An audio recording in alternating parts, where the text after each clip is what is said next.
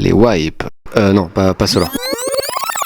Je parle bien des wipes dans les jeux Extraction Shooters ou Extraction Looters comme vous voulez, qui consistent à tout recommencer en supprimant votre progression, votre inventaire, etc.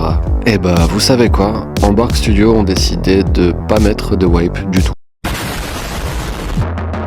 C'est assez couillu, mais ils ont l'air d'avoir bien réfléchi le sujet. Et juste avant d'en parler, je vais quand même remettre un petit peu de contexte. Les points positifs d'un wipe, c'est que ça remet tout le monde au même niveau.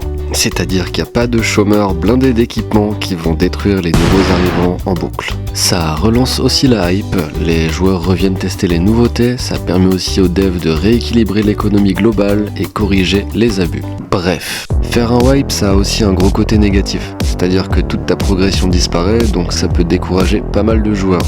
Tu perds des dizaines d'heures de farm et ça peut donner un sentiment de sans fin.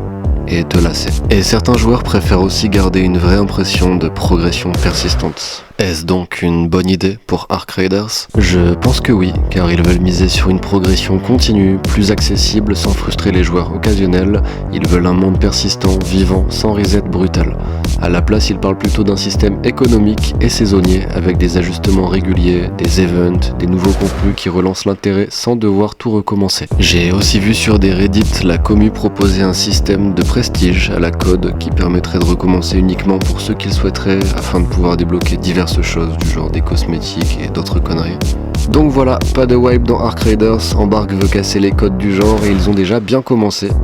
Du coup dites-moi en commentaire votre avis sur tout ça, est-ce que vous préférez le jeu avec des wipes ou juste sans wipe? J'espère que cette vidéo vous aura plu, n'hésitez pas à vous abonner pour plus de contenu informatif en attendant la sortie officielle du jeu, et moi je vous dis à la prochaine.